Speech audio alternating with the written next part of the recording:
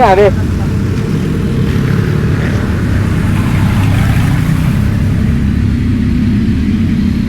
Nangyari, pre? Ha? Ano nangyari? Ba't tumito ka sa gitna? Kailaw! Bakit? Nagdala ng scooter. Biglang kumaliwa yung scooter. Naparena siya. Nabangga niya? Oo, support lang. Nabangga niya? Ano nangyari? Wala naman. Pinuntahan niya lang. Oo.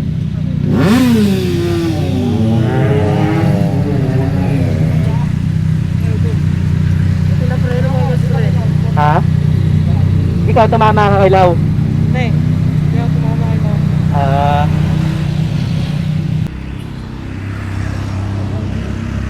Ano nangyari? Ano sabi? Ano sabi? Ano na? Ano sabi? Okay lang. Okay na lang? Nandun ka ba sa likod ko? Wala. Hindi ko nakuhanan eh. Camera ko eh. Ha? Nag-off camera ko. Late na ako eh. Tara.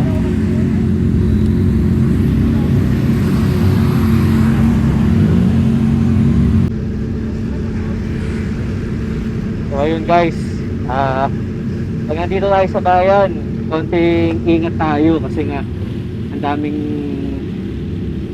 daming mga bigla-biglang lumiliko, di ba? So siguro alalay lang talaga. Well, hindi naman din maiiwasan magpatak ng mabilis, kaya lang syempre maganda alalayan din natin, sabihin natin.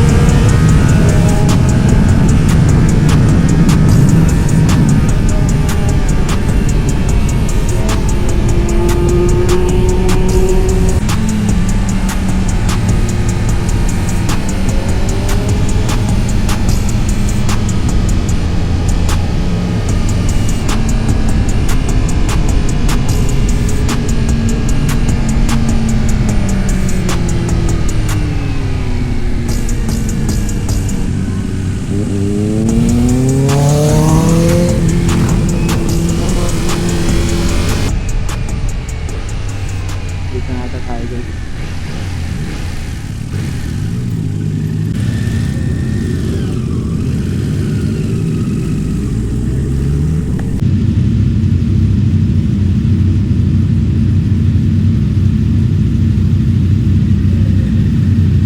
Alam ko, 11 tayo lahat eh. 1, 2, 3, 4, 5, 6, 7, 8, 9, 10, 11, 12 pala, 12.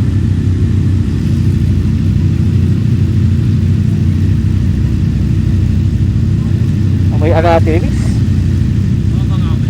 Walang ano yan, tunog, sige.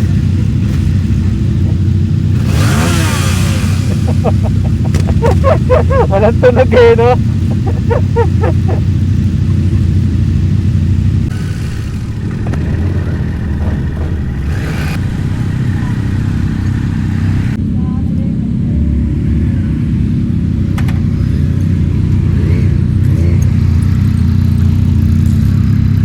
So what's up guys, andito tayo ngayon sa may Sabela Resort dito sa may Nasugbu, Batangas. So dito nakapark yung mga motor natin. Yan, may shade naman, malilim. So safe naman daw dito, sabi nila. Tapos tara, pasok tayo dun sa resort, pakita ko sa inyo. Yan, so dito yung entrance. Welcome to Sabela Sheds. Yun.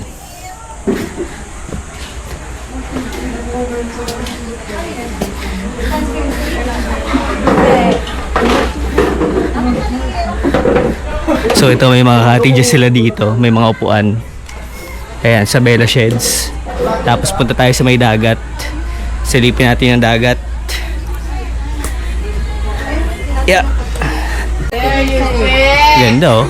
Parang LU vibes oh. So dito yung kwarto namin. Ayan. Yan, dalawang yan. Ayun yung kwarto namin. Yung mga gamit namin, helmet namin nandoon. So tara. Silipin natin yung dagat. Mamaya maliligo tayo. Palipas lang tayo ng init. Yeah. So lakad ka lang na konti. Nandun na yung dagat sa paglagpas na itong eskinita na to. So may mga cottages din dito. Ewan ko lang kung sa Bella to. Parang hindi na ata. Ayan sila. So napansin, kanina lumabas na ako napansin ko na may mga bangka na available dito. Sabi nila pwede daw yun pang pag gusto ng turista na mag island hopping. May mga hi.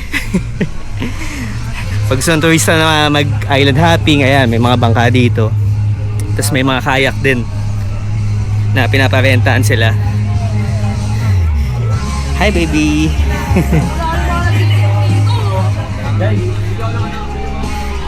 Yun, ito yung dagat. White sand. Okay din yung buhangin. Ang init ah. Init ang buhangin.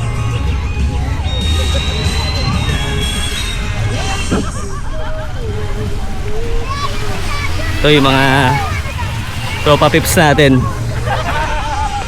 Yan. Ito yung isang resort dito. Ang dami pa pala doon. Nandun yung Barracuda. Pwede palang pumasok yung pick up ano. So ayan, sabi ko sa inyo may mga nagkakayak dito. May banana boat din doon. Tsaka yung parang bilog na boat.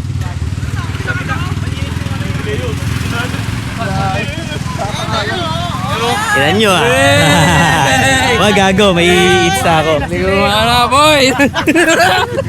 Wag gago.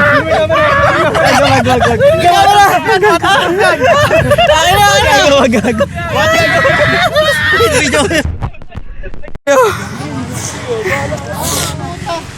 Yun, dinaw na ulit. Ito nalagyan o yung ito ng silungan.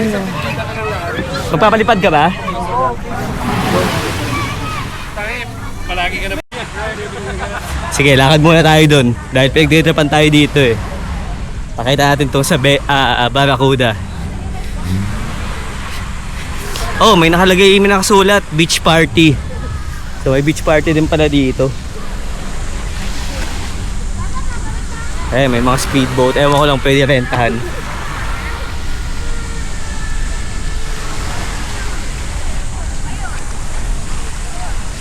May mga bilihan din doon.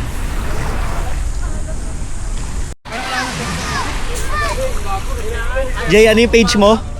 Ride? Let's Ride Manila. Pre, salamat sa pag-organize na ito. Itong ride natin. Kim in the house. So kapag gusto nyo pumunta dito, PM nyo lang si Let's Ride Manila.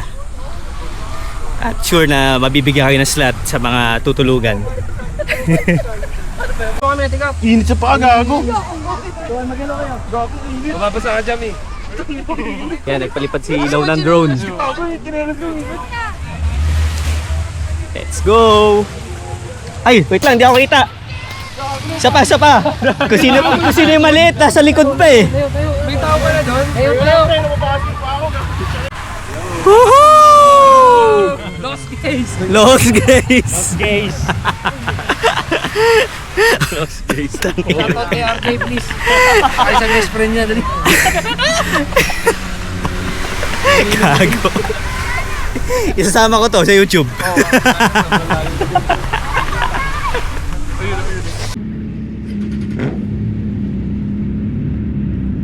Okay guys, so pauwi na tayo galing dito sa may Isabela Resort. Maraming salamat ulit kay Boss RJ sa pag-set ng ride na to, no?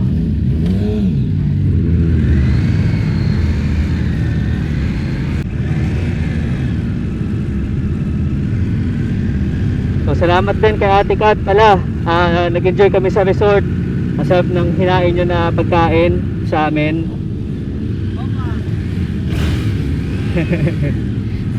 Bomba, wala tayong bombe. Salamat. Cute ng mga kapabombe, no? So, pauwi na tayo ngayon ng Metro Manila. Dito tayo dadaan sa Kaibiyang Tunnel. At malapit to, ano, compare kung dadaan pa tayo ng Tagaytay. Tapos sobrang matraffic din doon. Ang binugon si, Juniper.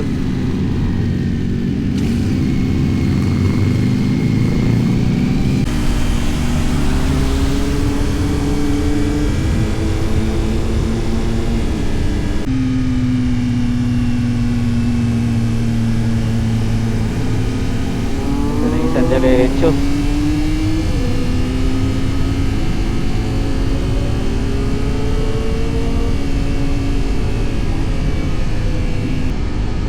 So, final verdict dito kay Yamaha R7, no?